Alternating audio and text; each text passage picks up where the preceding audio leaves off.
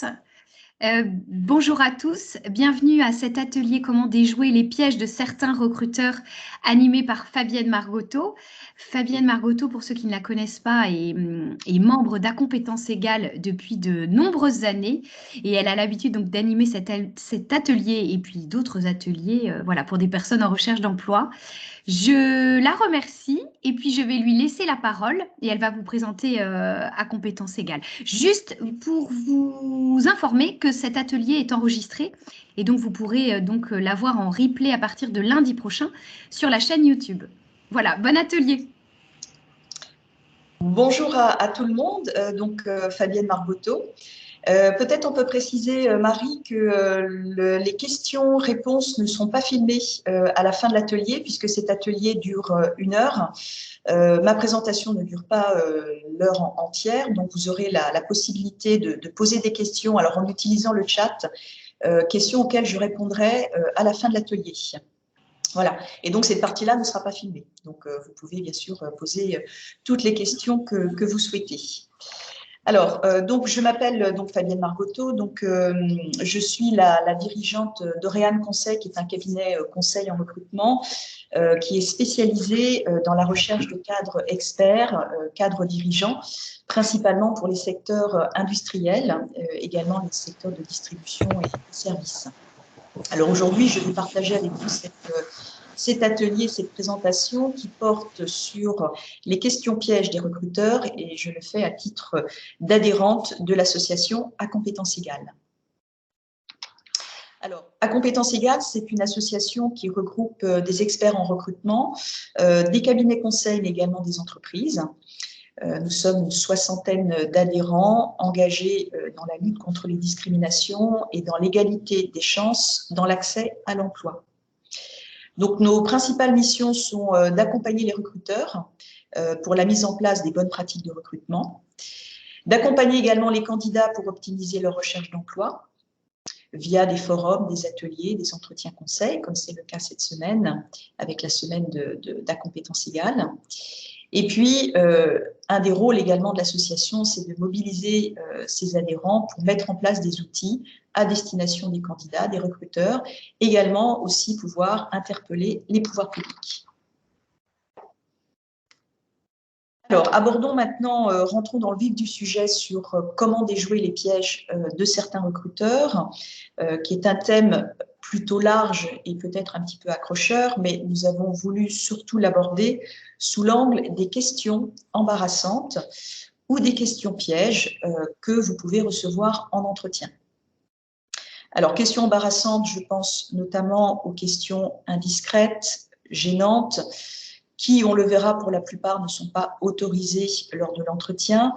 Questions qui vous amèneraient à devoir vous dévoiler plus que vous ne le souhaiteriez, ou peut-être des questions auxquelles vous ne souhaitez pas du tout répondre, voire des questions auxquelles vous n'êtes pas préparé. Donc, on va voir effectivement quelles peuvent être ces questions et comment on peut justement ne pas y répondre directement. On a essayé de catégoriser en fait les questions en trois pôles, ces questions gênantes, et notamment elles peuvent être gênantes pour un certain nombre d'entre elles parce qu'elles portent sur la vie privée. Donc ça peut être effectivement des questions sur votre âge, des questions sur vos enfants, sur la profession de votre conjoint, sur votre lieu d'habitation, des questions, on le verra, qui ne paraissent pas toujours au premier chef peut-être gênantes pour un certain nombre d'entre vous, mais qui peuvent avoir néanmoins des répercussions. Il peut y avoir aussi des questions qui sont gênantes parce qu'elles portent sur des événements qu'on ne souhaite pas relater, qu'on ne souhaite pas mentionner, comme par exemple des interruptions professionnelles pour cause de maladie, des pertes d'emploi particulièrement difficiles, des cas de harcèlement ou de rupture dans la vie privée. Donc, questions sur lesquelles on ne souhaiterait pas se développer, ou développer en tout cas de réponses, et sur lesquelles pourtant le recruteur cherche à avoir des informations.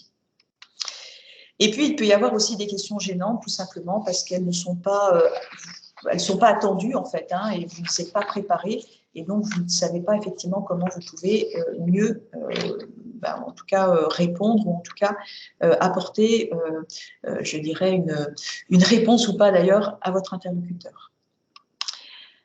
Rappelons déjà ce que dit la loi en matière de discrimination.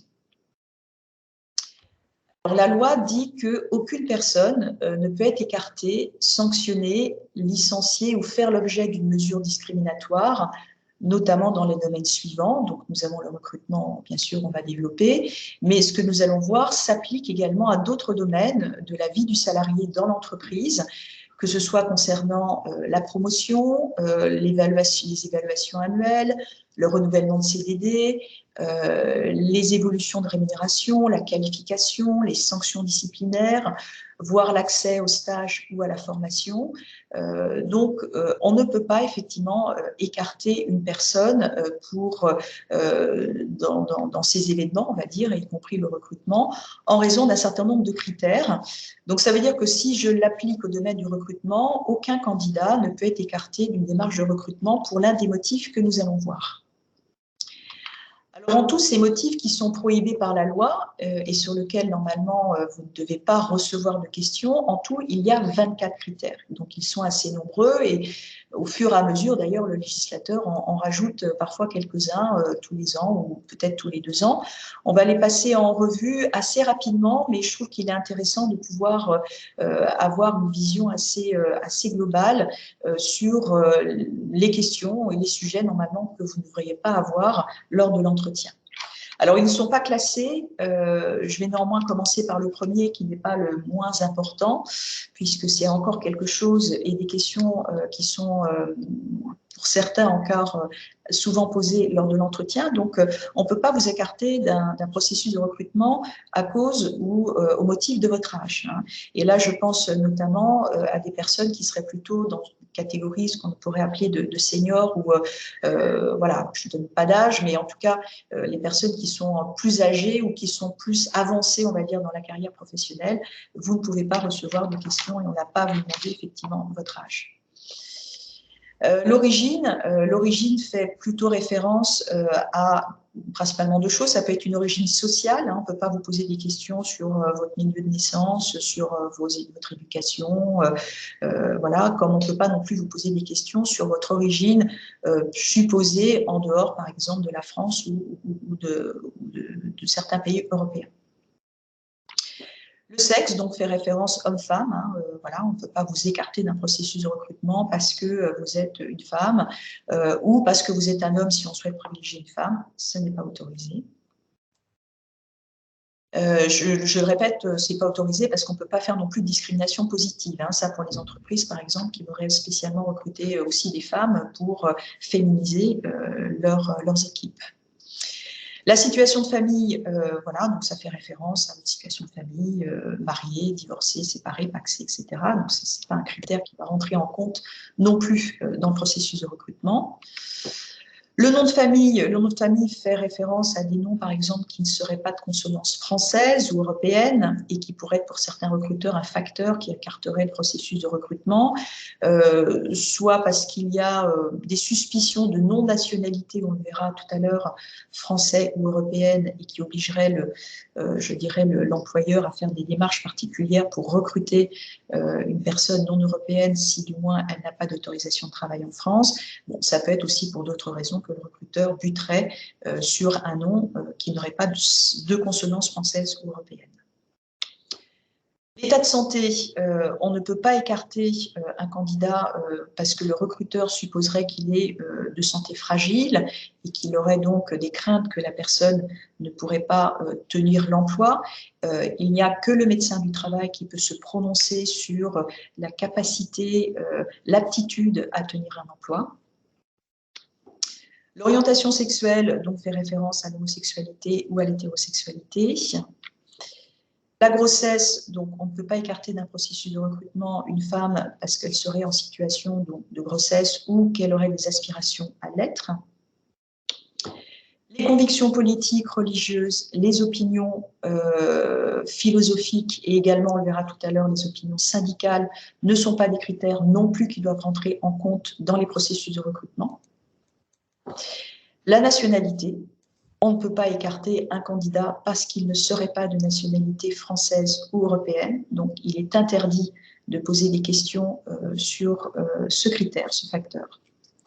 Et je sais que pour certains employeurs, ça peut être compliqué, comme je le disais tout à l'heure, recruter une personne qui n'est pas de nationalité française, ou enfin en tout cas européenne. Et si la personne n'a pas d'autorisation de travail, ça suppose effectivement pour l'employeur des démarches particulières, bien sûr avec le candidat. Mais voilà, certains employeurs sont assez frileux en fait sur ce cas de figure. L'ethnie. Alors, l'ethnie fait plutôt référence à des pratiques culturelles ou à des langues. Alors, si on essaie d'appliquer un peu ce caractère ethnique en France, on pourrait éventuellement l'appliquer en parlant de différences régionales. Donc, un employeur qui ne voudrait pas recruter un candidat parce qu'il n'est pas originaire ou il n'est pas voilà, breton, alsacien ou corse, ça c'est interdit. On peut éventuellement demander, si c'est nécessaire pour l'emploi, de parler une langue régionale, mais on ne peut pas demander à une personne d'être originaire spécialement de la région, d'y vivre ou pas d'ailleurs encore. Une prétendue race fait plutôt référence à des caractéristiques sur la couleur de peau, puisque nous sommes bien sûr tous de la race humaine. L'apparence physique, on ne peut pas écarter un processus de recrutement à un candidat parce qu'il serait par exemple en surpoids ou même en sous-poids ou sur d'autres caractéristiques physiques. Il n'y a que quelques métiers, ils sont très rares, il n'y en a que 3 où éventuellement on peut faire une distinction, notamment sur des métiers d'acteurs, de modèle ou de mannequinat, donc là où effectivement il peut y avoir de la différenciation et de l'apparence physique qui peut jouer, mais sur aucun autre métier, y compris, comme j'entends souvent, des métiers d'hôtesse, des métiers, voire même commerciaux, l'apparence physique ne joue pas ou ne doit pas jouer. Caractéristiques génétiques, ce serait éventuellement si un employeur demanderait à un candidat de se soumettre à des tests génétiques. Bon, j'avoue que c'est un critère que je n'ai jamais vraiment entendu. J'ai jamais été confrontée à ce genre de situation, donc je pense que c'est quand même assez rare. Le handicap ou la situation de handicap, là c'est pareil, hein, c'est effectivement le médecin qui doit pouvoir se prononcer sur la capacité à la personne de tenir un emploi, mais l'employeur lui-même n'a pas de questions à poser sur la nature même du handicap. Il peut éventuellement s'enquérir de savoir si la personne a besoin d'une adaptation à son poste de travail, mais sur la nature même du handicap, c'est le médecin lui-même qui va se prononcer. L'identité de genre fait plutôt référence à la transsexualité, donc critère qui ne rentre pas en compte non plus dans le recrutement. Le lieu de résidence, ça c'est peut-être un petit peu moins connu, mais le lieu de résidence, c'est bien sûr tout ce qui est en lien avec l'adresse, voire le quartier de résidence, où le recruteur serait sensible parce que le quartier ne lui plairait pas ou éventuellement parce que le lieu de résidence serait estimé par le recruteur comme trop éloigné du lieu de travail. Ça, il n'y a que le candidat qui puisse effectivement se prononcer. Le lieu de résidence ne rentre pas dans des critères de recrutement, à l'exception de certains métiers, et ils ne sont pas nombreux là encore, où il peut y avoir des astreintes, où l'employeur peut demander pour des raisons d'astreinte, soit pour des métiers de maintenance ou des métiers où il faut intervenir rapidement sur un lieu, d'avoir une certaine distance maximum entre le domicile et le lieu de travail. La situation économique, donc la notion de précarité, plutôt fait référence à un candidat, par exemple, qui expliquerait à un recruteur qu'il n'a pas de domicile, donc il est hébergé dans une association ou dans une autre structure. Donc ça, ce n'est pas un critère non plus, par exemple, qui peut être retenu comme un critère d'écarter en fait un candidat du processus de recrutement. Les mœurs, alors les mœurs, ça fait par exemple référence au fait que le candidat soit fumeur, non-fumeur ou qu'il ait certaines habitudes alimentaires. La domiciliation bancaire, c'est une situation qu'on retrouve pratiquement pas, je pense, dans le recrutement. On peut par contre le retrouver plus dans la situation d'un candidat à un logement par rapport à un bailleur. Il faut savoir que ces critères sont également utilisés, ont d'ailleurs été utilisés avant même de l'accès à l'emploi, à l'accès au logement. Donc c'est plutôt un critère qu'on va retrouver, je pense, dans l'accès au logement. Alors, s'exprimer dans une autre langue que le français, ça c'est un des derniers critères qui a été rajouté par le législateur. Donc, ça veut dire qu'en fait, un recruteur ne peut pas écarter un candidat parce qu'il s'exprimerait dans une autre langue que le français.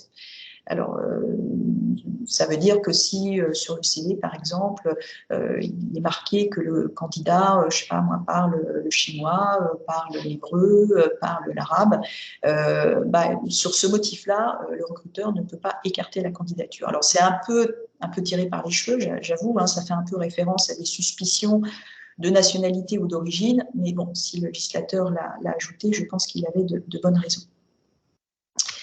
Les activités syndicales mutualistes rejoignent les convictions religieuses politiques.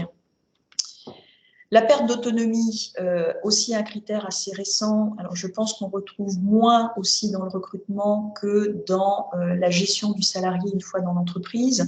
La perte d'autonomie, ça voudrait dire qu'on écarterait d'une évolution professionnelle, voilà, d'une de formation, par exemple, un collaborateur où l'employeur estimerait qu'il n'a plus suffisamment de facultés mentales ou physiques pour occuper un emploi. Donc, là encore, si effectivement il y a des interrogations, le médecin du travail est là pour pouvoir y concourir. Voilà, je crois que j'ai passé en revue la totalité de ces critères. Donc, en fait, qu'est-ce qu'il faut retenir? En fait, il y a deux choses principalement à retenir sur ces critères. C'est d'abord se dire que toutes les questions que vous recevez doivent avoir un lien direct avec l'emploi proposé et non pour objet que d'évaluer vos compétences et vos motivations par rapport à l'emploi proposé. Ça, c'est effectivement ce qu'il y a de plus important et de se dire que toutes les questions qui sont vraiment à ce que j'appellerais la périphérie, qui ont pour le recruteur néanmoins une utilité, on le verra tout à l'heure, mais n'ont pas à être abordées lors de l'entretien. Et même si ces informations personnelles sont parfois délivrées en toute bonne foi et en toute transparence par le candidat, ce qui existe aussi, hein, c'est-à-dire que parfois les candidats parlent de leur situation sans qu'ils soient invités à le faire. On verra que ces informations, parfois aussi, risquent d'écarter le candidat de l'emploi plutôt que de l'aider à y rentrer. Et certaines questions concernent plus spécifiquement les femmes, donc par exemple sur l'état de grossesse, sur le nombre d'enfants, le mode de garde, la situation familiale, parce qu'il est sûr qu'une femme seule avec ses enfants inquiétera beaucoup plus le recruteur qu'un homme seul avec ses enfants à qui de toute façon on ne pose pas de questions. Alors, indépendamment du caractère illégal des questions qui portent sur la vie privée, pourquoi est-il préférable de garder pour soi ce type d'informations? Parce qu'on ne sait jamais comment elles sont reçues ou interprétées. Parce que personne, aussi bien donc le recruteur que vous-même, n'a la même conception de la vie et de la façon dont elle peut être vécue, et que certaines informations peuvent inquiéter, faire peur, voire développer de la compassion. Alors, je vais donner deux exemples. Par exemple, un candidat qui spontanément dit, peut-être aussi parce qu'il y a été invité, dit qu'il a mis fin à son contrat de travail ou qu'il a dû s'arrêter parce qu'il a eu un grave problème de santé, un burn-out par exemple, ou un cancer. C'est vrai que cette information va forcément avoir un retentissement chez le recruteur. Car aucune information n'est neutre et encore moins celle qui porte à l'intégrité physique ou mentale. Alors, cela peut faire peur. Donc, le recruteur peut s'effrayer, se demander si le candidat est en bonne santé, s'il va pouvoir reprendre une activité normalement. Et dans le bénéfice du doute, certains recruteurs donc, auront tendance à ne pas poursuivre.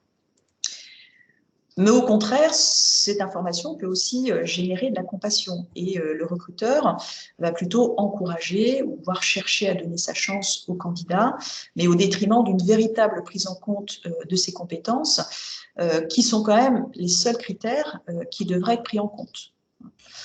Donc, au mieux, le candidat est recruté, mais pas forcément pour les bonnes raisons. Et puis aussi, troisième cas de figure, le recruteur peut également pas trop savoir quoi faire avec ce type d'information. Un autre exemple, une candidate qui parle de ses situations de famille, seule avec 3 enfants à charge, et qui explique en toute bonne foi et en toute transparence pourquoi elle ne peut pas travailler au-delà de 18h30 tous les soirs. Donc cela aussi peut engendrer des inquiétudes et des craintes, hein, qui sont autres que le manque de disponibilité réelle, qui par ailleurs doit cependant être abordé par le candidat, mais pas forcément de cette façon-là. Car évoquer la situation de famille va aussi potentiellement éveiller différents sentiments chez le recruteur, notamment chez cette femme, des sentiments de courage, de sympathie, voire aussi un peu de compassion. Alors, je ne suis pas bien sûr en train de dire que toutes les contraintes que nous avons dans nos vies personnelles ne doivent pas être évoquées à un moment donné avec le recruteur, si du moins elles doivent être prises en compte avec l'emploi, que ce soit les horaires, que ce soit les déplacements professionnels ou la nature du contrat, mais vous n'avez pas besoin de vous justifier, hein, et de donner des explications. Le simple fait de mentionner que vous ne pouvez pas travailler au-delà de telle heure, ou vous ne pouvez pas vous déplacer, vous ne pouvez pas partir 3 jours par semaine en déplacement professionnel, le simple fait de les mentionner, c'est suffisant. Vous n'avez pas besoin de donner des explications. Alors, bien sûr, avant de voir comment on peut néanmoins répondre à ces questions qui sont gênantes, rappelons les 3 principes incontournables de l'entretien, qui sont d'une part déjà, et ça je pense que vous le savez, de bien préparer son entretien, savoir parler de son projet professionnel, se présenter, présenter son expérience, parler de soi, de ses qualités personnelles au travail. Ben voilà, tout ça, il faut se préparer et il ne faut pas hésiter à répéter un peu son discours, bon, même si ce n'est pas un discours non plus qu'on attend, c'est quelque chose d'assez spontané, mais voilà, préparez-vous à parler de vous et à présenter votre parcours. Puisque finalement, si vous avez déjà eu plusieurs entretiens, vous verrez qu'il y a beaucoup de questions quand même qui reviennent, qui sont un peu identiques. Dans tous les cas de figure, gardez la maîtrise de ces réponses, hein. Vous n'avez aucune obligation de répondre à des questions qui ne vous conviennent pas. Alors bien sûr, c'est toujours un peu compliqué parce que certains d'entre vous peuvent être en recherche d'emploi très active et rechercher ardemment un travail. Donc il y a bien sûr, je suppose, un rapport de force, hein, qui peut s'établir entre le recruteur et vous-même, mais c'est aussi pour votre bien à vous en finale, hein, de ne pas laisser vous embarquer sur un chemin que vous ne souhaitez pas prendre.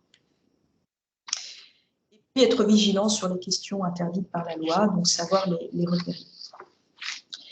Alors bien sûr, dans ce lot que je vous présente, je dirais qu'il n'y a pas que de mauvaises nouvelles, hein. Parce que ce que je voudrais dire néanmoins, et je fais partie de ces recruteurs, c'est que les recruteurs, ils n'ont pas de mauvaises intentions en vous posant ces questions, hein. Et certes, ils sont curieux, ils sont parfois maladroits, parfois ils posent des questions qui sont illégales, mais ils ne le savent pas.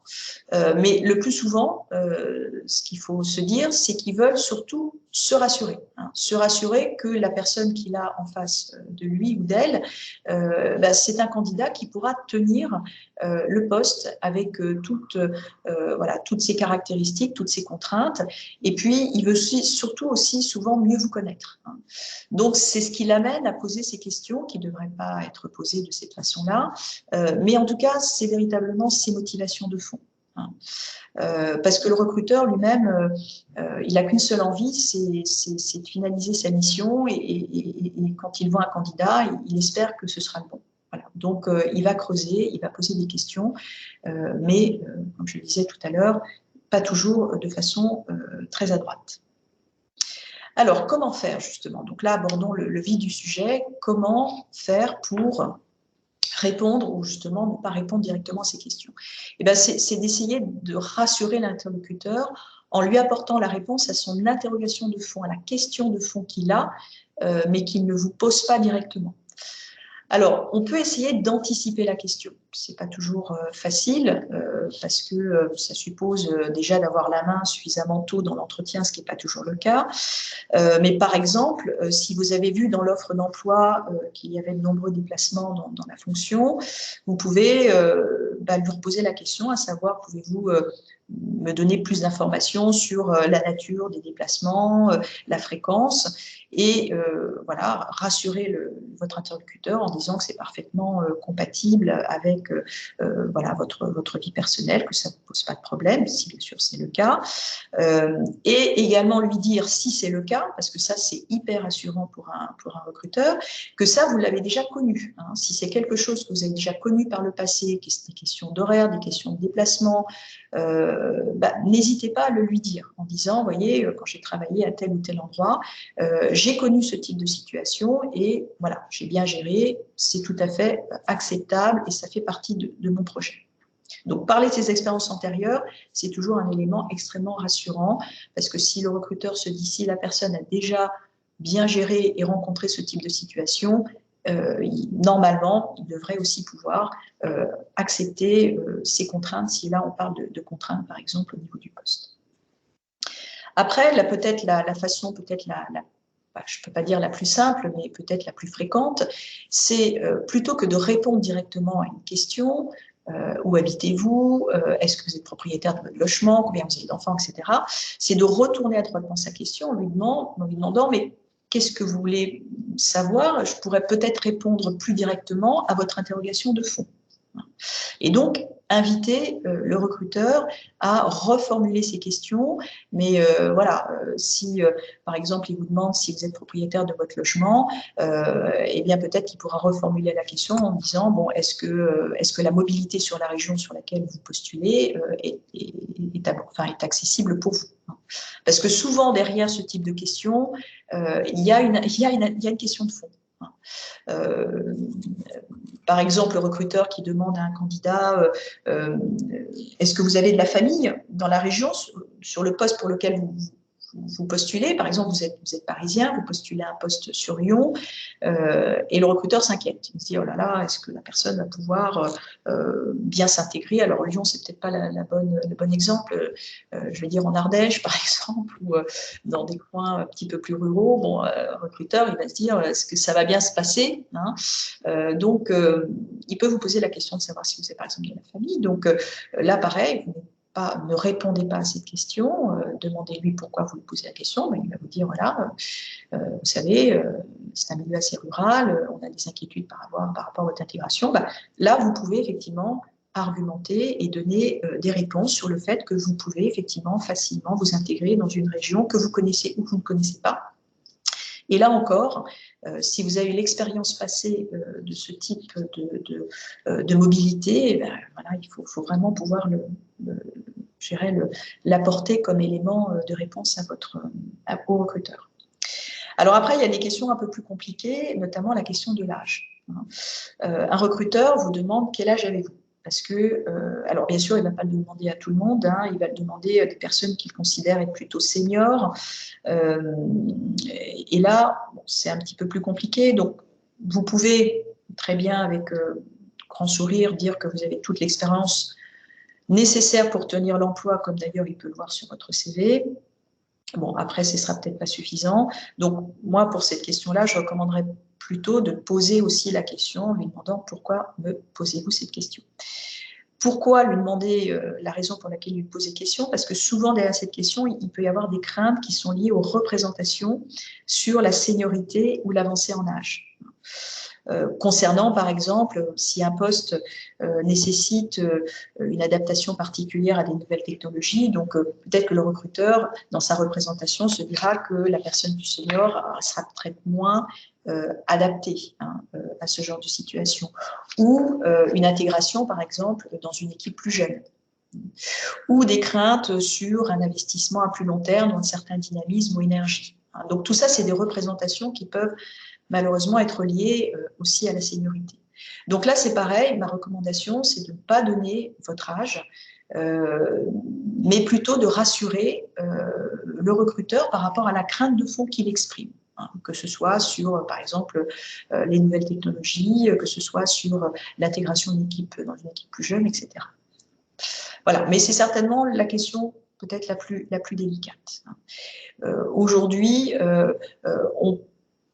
je dirais qu'il y a des cas de figure où on pourrait poser non pas la question directement de l'âge, mais la question du temps de travail jusqu'à l'âge de la retraite, éventuellement, si on a vraiment parfois, je dirais, l'interrogation d'avoir un candidat qui peut-être est très proche de l'âge de la retraite et peut-être poser la question de savoir voilà, si l'intention de partir dans les 3-4 prochaines années, ça peut être éventuellement, je pense, une question qui peut être autorisée, mais ça pour une question de gestion de la compétence, on va dire, à moyen terme dans l'entreprise. Voilà, alors donc les questions, donc ça on a vu les questions qui pouvaient, enfin d'ailleurs qui sont, je disais, interdites. Hein. Voyons maintenant les questions qui peuvent gêner mais qui ne sont pas forcément interdites et parfois même où il est légitime que le recruteur vous pose une question.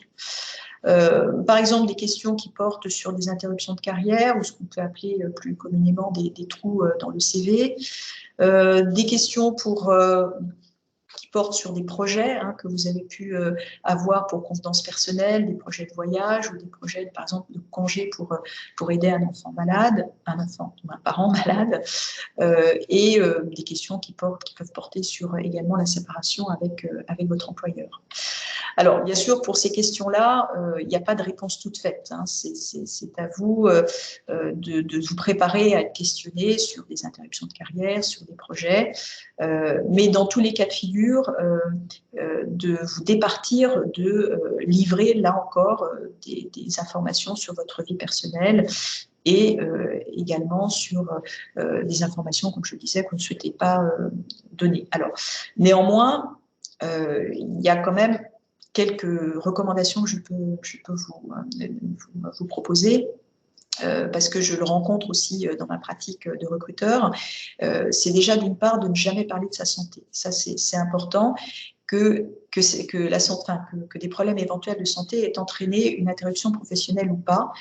Si vous avez dû vous arrêter, néanmoins, et que donc ça se voit dans le CV, vous pouvez dire, alors avec vos mots à vous, que vous aviez un projet personnel, que vous aviez une mission, enfin là choisissez vos mots, mais qui est de l'ordre de la sphère privée et qui n'apporte aucune information complémentaire, nouvelle à ce que vous avez déjà communiqué et qui se trouve sur votre CV.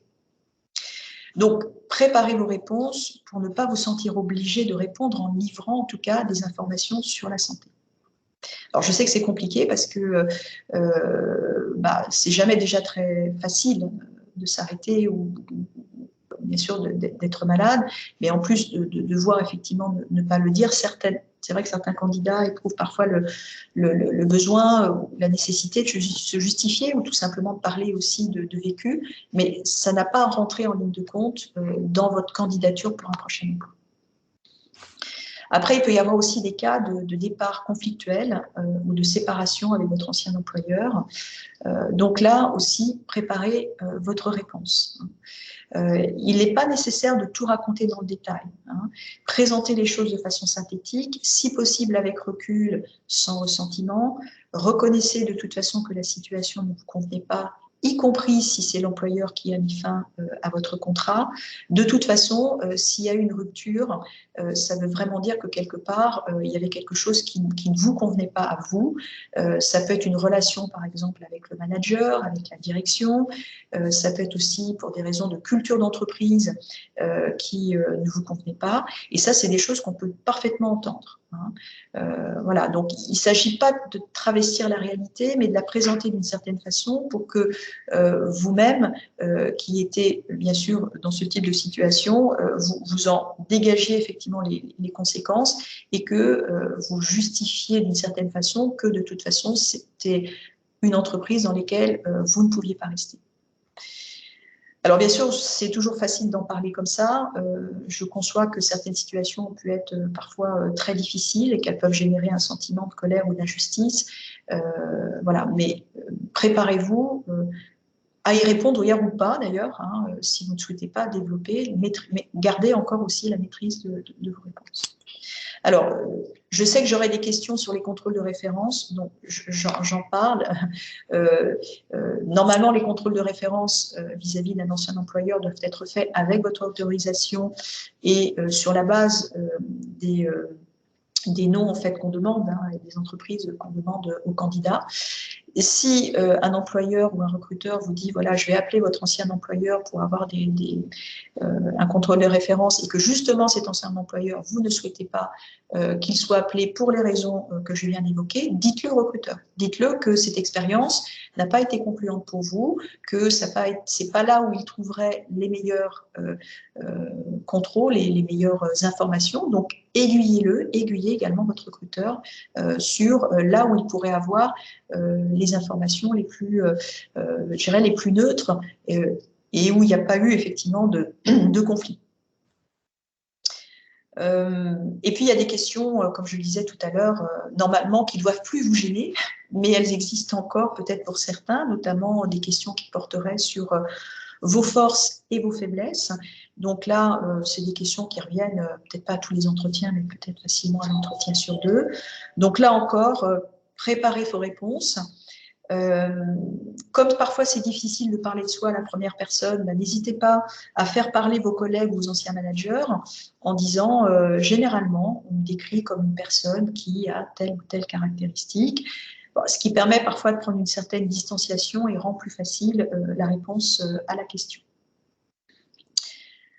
Alors, souvent on m'oppose que le fait de ne pas parler de soi, ou de sa vie privée déshumanise l'échange. Et ça, je l'ai souvent entendu, alors peut-être moins vis-à-vis des candidats que vis-à-vis des managers ou des employeurs qui recrutent. On m'a dit oui, mais alors si on ne peut plus parler des loisirs, si on ne peut plus parler de ce qu'a fait la personne pendant ses temps libres, si on ne peut plus lui faire raconter un peu son histoire personnelle, ça quand même, ça limite une certaine convivialité, ça limite l'échange, et puis on ne peut pas vraiment cerner quel est l'individu. Hein, voilà, c'est parfois encore ce que j'entends. Moi, je dirais pas du tout, hein, pas du tout, parce qu'on peut très bien parler de soi au travail. On y passe quand même suffisamment de temps. Hein, on a beaucoup de relations au travail avec ses collègues, avec ses managers, avec ses partenaires externes. On a des valeurs au travail, on a des comportements, on a bien sûr des compétences professionnelles. Et quand déjà on explore tout ça, au travers des situations professionnelles qu'on rencontre tous les jours, franchement, on a une bonne idée de la façon dont la personne se comporte, dont elle évolue dans sa sphère professionnelle. Donc, franchement, on n'a pas besoin d'aller investiguer d'autres domaines, parce que investiguer d'autres domaines, notamment toujours la sphère personnelle, hein, on est obligé quand même de passer par des extrapolations. Hein, on fait de l'interprétation. Donc, allons plus directement à l'essentiel en restant dans la sphère professionnelle. Alors, ce qu'il faut retenir, et là ce sera plutôt ma conclusion, c'est que dans tous les cas de figure, donc préparer son entretien hein, pour être au clair avec soi-même et son projet, repérer les questions interdites et ne pas les considérer comme des questions pièges ou des questions délicates, mais se dire que derrière, il y a un autre questionnement de fond et qui rejoint souvent le fait que le recruteur a besoin d'être réassuré. Hein. Donc, dans tous les cas de figure, répondre à la question sous-jacente ou éventuellement anticiper en rassurant spontanément l'interlocuteur sur ce qui le préoccupe. Si besoin, recentrer l'entretien sur votre parcours professionnel et vos compétences. Voilà, donc vous aurez encore plus de contenu en vous rendant sur l'Académie à compétences égales, qui est une plateforme où vous allez trouver du contenu et de la formation. Formation en ligne disponible 24 heures sur 24 et également du contenu destiné aussi bien donc, aux candidats, mais également aux recruteurs, aux étudiants, aux journalistes, de façon à répondre et enrichir votre questionnement, votre réflexion sur ces différents sujets. Voilà, écoutez, je vous remercie